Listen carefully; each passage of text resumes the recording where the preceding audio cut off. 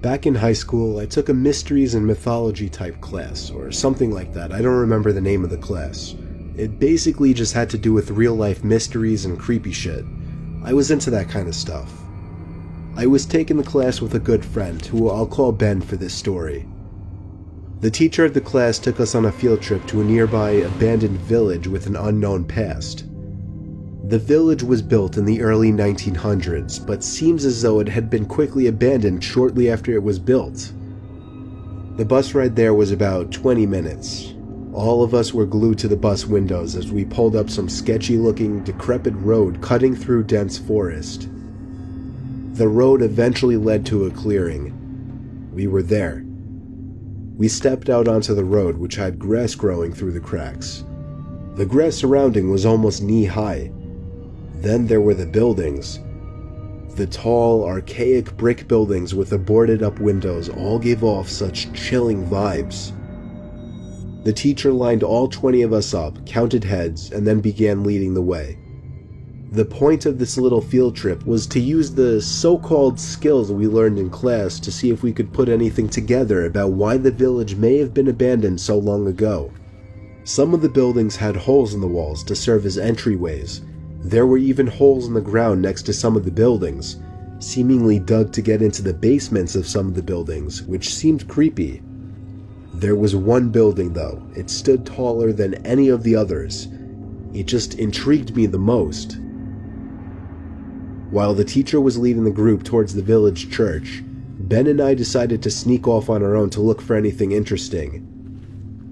When we walked off in the direction of the tallest building, we saw a hole in the ground. It was dug by the back door of the building, which had been sealed off. In the hole was a ladder which led down to the concrete floor below. We both looked at each other and knew we had to do it. Ben climbed down first, then me. Luckily, this was just around the time Apple started putting flashlights on their phones, so we had a source of light. It was creepy down there. There were a couple of beer bottles, one graffiti tag on the wall, and dusty wooden planks everywhere. There was a wooden stairway which led up to complete darkness, since all windows and doors had been sealed shut from above. We had already gone as far as to enter the building, so we figured we'd go up the stairs too. I went first, and with each step, the creakiness of the 100-year-old wood made me feel as if I was going to fall through each and every step. Ben followed suit. This floor of the building was very tight. It seemed like there were many openings going off into different, smaller rooms. It was so dark in there, you would never even guess it was daytime. Ben and I were honestly starting to get creeped out in there, and agreed to go back outside. But just then, there was a noise in one of the tiny rooms, like a big rock hitting the concrete floor. A normal instinct would be to run, but Ben and I froze, locked eyes for a moment, then both tiptoed over to the opening of the room. We shined the lights into the room, and ran. We ran back down the stairs and then up the rusty ladder back outside. We caught up to the group out of breath. We didn't say anything though to avoid getting in trouble. One of our classmates asked us what was wrong. We told him we snuck into one of the buildings, and in one of the rooms, when we shined the light into it, we saw 3 guys standing maybe 10 feet away from the doorway, facing Ben and I in a weird formation, as if they were waiting for us.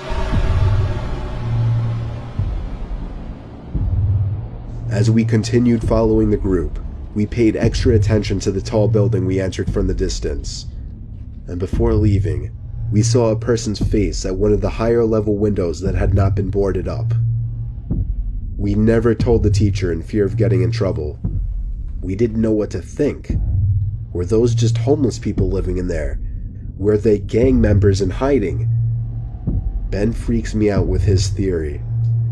He says they were ghosts of the people who once lived in the town.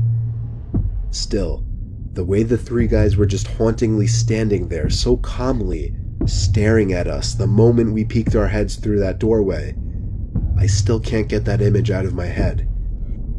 I may go back to that village one day, just to prove Ben's idea wrong.